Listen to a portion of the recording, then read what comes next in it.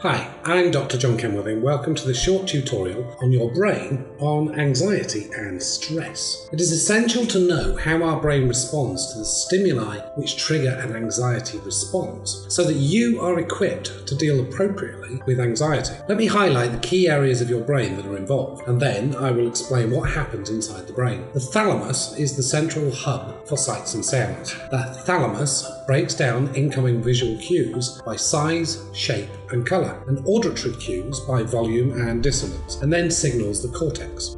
The cortex then gives raw sights and sounds meaning, enabling you to be conscious of what you are seeing and hearing. And I'll mention here that the prefrontal cortex is vital to turning off the anxiety response once the threat has passed. The amygdala is the emotional core of the brain, whose primary role is to trigger the fear response. Information passing through the amygdala is associated with an emotional significance. The bed nucleus of the stria terminals is particularly interesting when we discuss anxiety. While the amygdala sets off an immediate burst of fear, the BRST perpetuates the fear response, causing longer-term unease typical of anxiety. The locus coeruleus receives signals from the amygdala and initiates the classic anxiety response: rapid heartbeat, increased blood pressure, sweating, and pupil dilation. The hippocampus is your memory center, storing raw information from the senses, along with emotional baggage attached to the data by the amygdala. Now we know these key parts. What happens when we are anxious,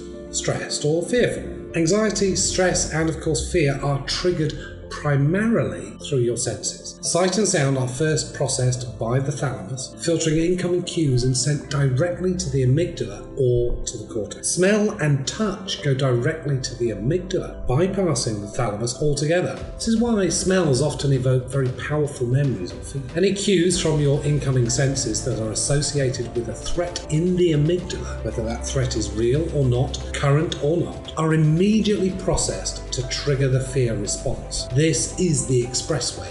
It happens before you consciously feel the fear. The hypothalamus and pituitary gland cause the adrenal glands to pump out high levels of the stress hormone cortisol. Too much cortisol short-circuits the cells of the hippocampus, making it difficult to organize the memory of a trauma or a stressful experience. Memories lose context and become fragmented. The body's sympathetic nervous system shifts into overdrive, causing the heart to beat faster, blood pressure to rise, and lungs to hyperventilate. Perspiration increases and the skin's nerve endings tingle, causing goosebumps. Your senses become hyper-alert, freezing you momentarily as you drink in every detail.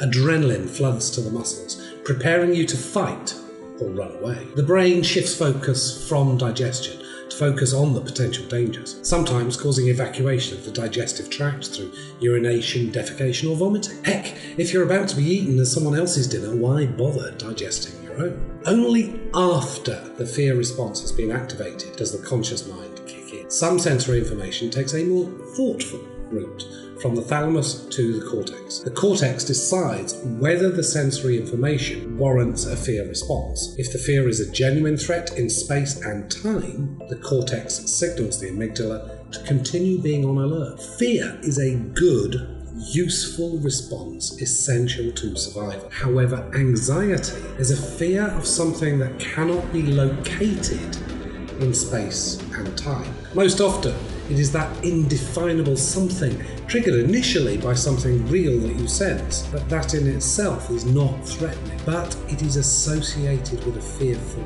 memory. And the bed nucleus of the stria terminals perpetuate that fear response. Anxiety is a real fear response for the individual feeling anxious, and anxiety can be debilitating for the sufferer. Now that you know how anxiety happens in your brain, we can pay attention to how we can deliberately use our prefrontal cortex to turn off an inappropriate anxiety response once a threat is passed.